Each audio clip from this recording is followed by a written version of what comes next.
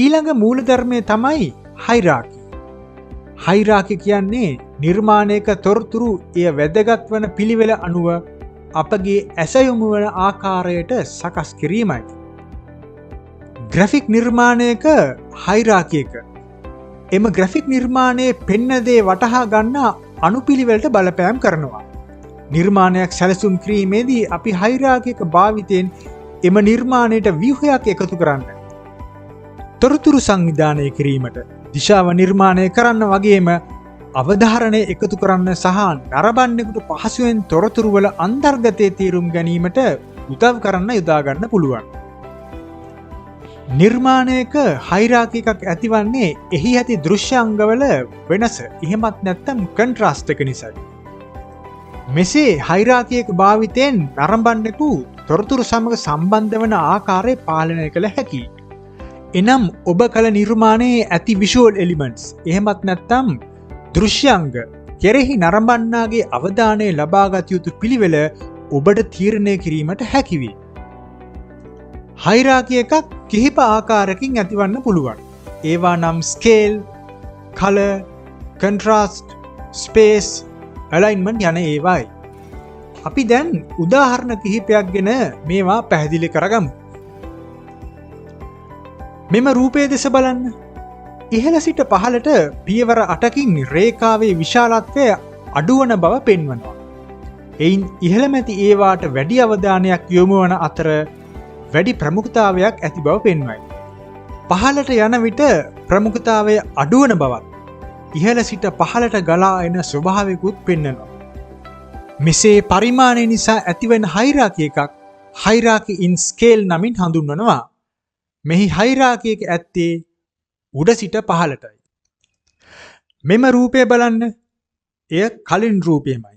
එහෙත් දැන් මෙහි වර්ණ වෙනසක් තිබෙනවා. මෙහි සිහින්ම රේඛාව තමයි වඩාත් තද වර්ණයක් ගන්නෙ. විශාලම රේඛාව තමයි වඩා අඩු වර්ණයක් ගන්නෙ. පහළින් නැති රේඛා කුඩා වුවත් ඒවා ඉහළින් නැති විශාල රේඛාවලට වඩා වඩාත් ප්‍රබලව සහ ප්‍රමුඛව දිස්වෙනවා. ඒ වගේම වැඩි අවධානයකුත් ගන්නවා. මීට පෙර උදාහරණයේ මෙන් නොව දැන් මෙම රේඛා ආකර්ෂණය ගන්න පිළිවෙල වෙනස් වී ඇති බවක් පේන්න තිබෙනවා. දැන් එය උඩ සිට පහළ නොව කුඩාම රේඛාවේ සිට ඉහළට වන පරිදි වෙනස් වී තිබෙනවා. එසේ සිදු වී ඇත්තේ වර්ණ වෙනස නිසාය. මෙම හයිරාකි එක අපි හයිරාකි ඉන් කලර් යනුවෙන් හඳුන්වනවා. මේ රූපයේ දිහා බලන්න. මෙහි ඇත්තේ වර්ණය මත සෑදුන හයිරාකි එකක්. එහෙමත් නැත්නම් හයිරාකින් කලර් එකක්. අපි දැන් මේ තිබෙන විෂුවල් එලිමන්ට්ස් එහෙමත් නැත්නම් දෘශ්‍යාංග ටික මේ ආකාරයට උඩයට මාරු කරලා බලමු. දැන් කුමක්ද වෙලා තිබෙන වෙනස? උඩින් තිබෙන එකට වැඩි ප්‍රමුඛතාවයක් හෝ අවධානයක් යොමු වෙනවා නේද? දැන් හයිරාකි එක තීරණය වී ඇත්තේ අවකාශය එහෙමත් නැත්නම් ස්පේස් එක මගින්. වර්ණය මත නොවේ. මෙවන් ආකාරයට ඇතිවෙන හයිරාකි එකක් අපිට හයිරාකි ඉන් ස්පේස් යනුවෙන් හඳුන්වන්න පුළුවන්.